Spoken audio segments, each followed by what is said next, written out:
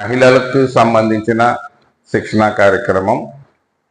దానికి నన్ను పురపాలక సంఘం నుంచి నోడల్ ఆఫీసర్గా అపాయింట్ చేసినందుకు ముందుగా డిస్ట్రిక్ట్ అడ్మినిస్ట్రేషన్ వారికి అలాగే గవర్నమెంట్కి కూడా కృతజ్ఞతలు తెలియజేస్తున్నాను. ఎందుకంటే కిషోరీ వికాసం 11 నుంచి 18 సంవత్సరాల బాలికలకు, కౌమార దశలోకి వచ్చే బాలికల యొక్క సంక్షేమం గురించి, వారు ఎదుర్కొనబోయే పరిస్థితులని మనం ఇక్కడ శిక్షణ ద్వారా తెలుసుకుంటూ వారికి ఎటువంటి రక్షణ, అన్ని వేళలా అందరూ అన్నీ చేయలేం, కానీ ప్రతి ఒక్కరూ కూడా ఆడపిల్లల్ని కానీ మహిళల్ని కానీ రక్షించుకోవాల్సిన బాధ్యత మనపై ఎంతైనా ఉంది. ఇది భారతదేశం స్త్రీలను గౌరవించే దేశం. మొట్టమొదటిగా మన హిందూ పురాణాల్లో కానీ ఎక్కడ కానీ చూసినా దేవుళ్ళే వాళ్ళ భార్యల పేరు ముందు పెట్టుకొని చదువుకునే స్థితి మనది. శివపార్తలు అంటాం, అవునా కదా? అంటే స్త్రీకి ఇచ్చే గౌరవం మన భారతదేశంలో, మన హిందూ భూమిలో చాలా ఎక్కువ. ఇక్కడ కుల మతాలకి అతీతంగా మనం ప్రతి ఒక్క స్త్రీని గౌరవించుకోవాలి. అలాగే మనకి ఏదైతే కౌమార దశలో ఉండే బాలికల్ని చాలా చక్కగా రక్షించుకోవాలి. వారికి చాలా పథకాలు, బేటీ పడావో బేటీ బచావో, బేటీ బచావో బేటీ పడావో, ఆడపిల్లల్ని కాపాడుకోవాలి, ఆడపిల్ల చదువుకోవాలి. గతంతో పోలిస్తే ఈరోజు పురుషులతో సమానంగా ఆడవాళ్ళు అన్ని రంగాల్లోని ముందుకు పోతున్నారు. ఎక్కడే చూస్తే మేము నలుగురు ఉన్నాం, మీరు చాలా మంది ఉన్నారు. So it's a good sign, development of ladies. మన గౌరవ ముఖ్యమంత్రి గారు కానీ, అప్పటి మాజీ ముఖ్యమంత్రి దివంగత నేత నందమూరి తారక రామారావు గారు కానీ డ్వాక్రా సంఘాలను తీసుకొచ్చి పగ్గాలన్నీ లేడీస్ చేతుల్లో పెట్టారు మొట్టమొదటిగా. అంటే మగాళ్ళ చేతుల్లో పెట్టకూడదా అంటే, మగాళ్ళు సంపాదించిన ఆ ఇంటి గురించి ఆలోచించరు. వాళ్ళ సుఖం ముందు, తర్వాత ఇంటి సుఖం. కొంతమంది, అందరూ అన్న కానీ, అదే ఆడవాళ్ళు అంటే వాళ్ళకి 10 రూపాయలు వస్తే ఆ 10 రూపాయలని తన పిల్లలకి, తన భర్తకి, తన ఇంటికి ఎలా ఖర్చు పెట్టుకోవాలో చూసుకొని తర్వాత తన చీరో తన నగో ఆలోచిస్తుంది. సో లేడీస్కి బాధ్యతలు ఎక్కువ ఉంటాయి కాబట్టి అక్కడి నుంచి మొదలెడితే అప్పటి నుంచి ఆడవాళ్ళు అన్ని రంగాల్లో ముందుకు పోవాలని చేయడం. ఇప్పుడు కూడా ఈ కొత్త ప్రభుత్వం వచ్చిన తర్వాత ఈ పథకాలన్నీ మళ్ళీ తీసుకురావడం, అలాగే మన దేశ ప్రధానమంత్రి నరేంద్ర మోడీ గారు కూడా బేటీ బచావో బేటీ పడావో అనే కార్యక్రమాన్ని మన రాష్ట్ర ప్రభుత్వం దాన్ని కిషోరీ వికాస పథకం కింద తీసుకుంటూ మీ అందరికీ దీని మీద శిక్షణ ఇవ్వడం. ముఖ్యంగా మీరందరూ కూడా మహిళలే కాబట్టి ఒక తల్లి, ఇందులో మీ అందరి దగ్గర ఒక తల్లి ఉంది. ప్రతి ఒక్కరూ ఒక తల్లిలే. మీ యొక్క పిల్లల బాధ్యత మీరు ఎలా చూస్తారో, మన పిల్లలు పక్క పిల్లలు అనుకోకుండా ప్రతి ఒక్క అమ్మాయిని మనం సంరక్షించుకోవాలి అన్ని విధాలుగా.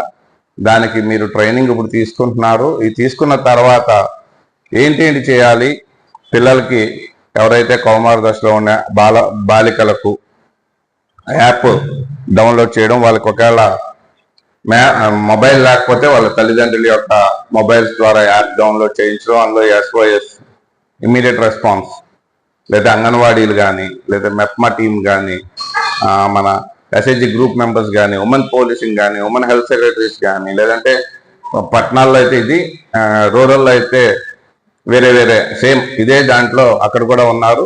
వీరందరూ కూడా ఆ బాలికలను సంరక్షించాల్సిన బాధ్యత మనం తీసుకోవాలి.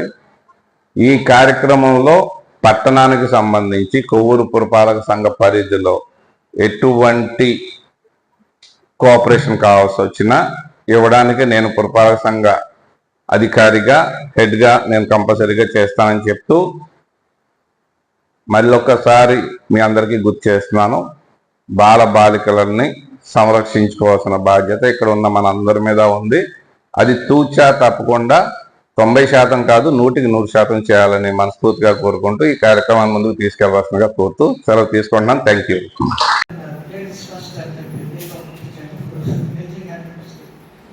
దేవుడు అన్ని చోట్ల ఉండి అందరిని చూసుకోలేరు అని స్త్రీని సృష్టించి మరి సృష్టికి మూలకర్తలు చేశారు. స్త్రీనే సృష్టికర్త, సృష్టికి మూలం అమ్మ అంటారు. తను సృష్టించిన ఆ యొక్క బిడ్డల్ని కన్నీ పెంచి మంచి మార్గం నడిపించడానికి తన జీవితాన్ని దారిపోసేది కూడా అమ్మే.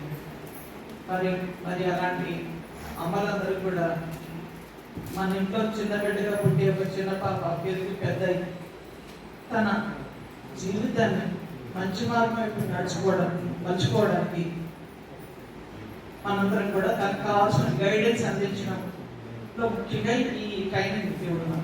ఈ ట్రైనింగ్ ముఖ్య ఉద్దేశం ఆడబిడ్డలకి కౌమార దశలు అంటే వారు అప్పుడప్పుడే ప్రపంచ జ్ఞానం అంతవరకు అమ్మ దగ్గర, నాన్న దగ్గర, అన్న దగ్గర, తమ్ముడి దగ్గర ఇంట్లో వాళ్ళ ఇంటి పరిధిలోనే వాళ్ళ ఒక హావభావాలు అనేవి వాళ్ళని ఇంట్లోనే చూసుకుంటారు. కానీ అప్పుడప్పుడు బయటకు వస్తుంది వాళ్ళ అంటే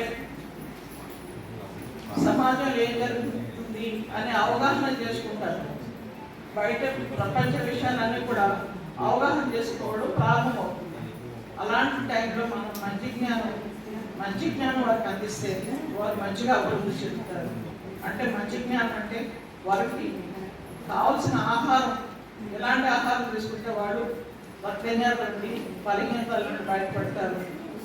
తమ శరీరానికి ఎలాంటి వ్యాయామం అందిస్తే మరి వారు ఎట్లా దృఢంగా తయారవుతారు, భవిష్యత్తు తరానికి జన్మనిచ్చే వారి బాడీని ఎలా నిర్మించుకోవాలి, అట్లాగే పెద్దలతో ఎలా గౌరవంగా ఉండాలి, అట్లా తమ కాళ్ళ మీద తమ నిలబడాలంటే మరి వారు ఎటువంటి విద్యను అభ్యసించాలి, ఇవన్నీ కూడా వారికి మనము ఆ టైంలో కనుక అందిస్తే వారికి మంచి జీవిత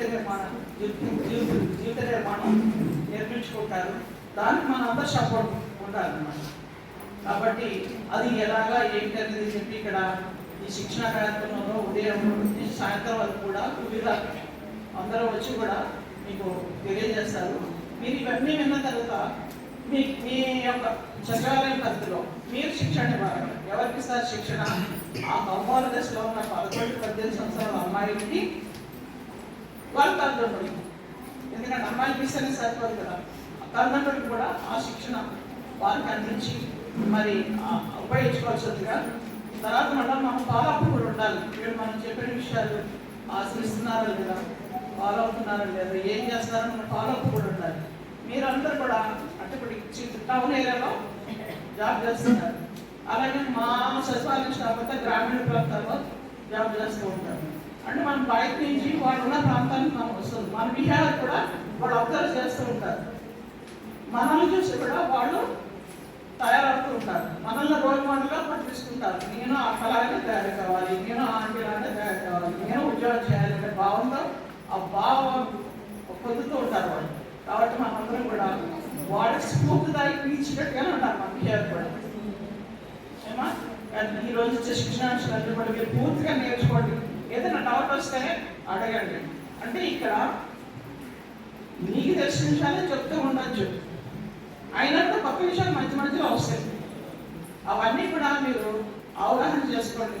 ఈరోజు నోట్స్ పేపర్ తీసుకున్నారు కదా, అందులో రాసుకోండి. మీకు ఏదైనా డౌట్ వస్తే అడగండి, చెప్తాము.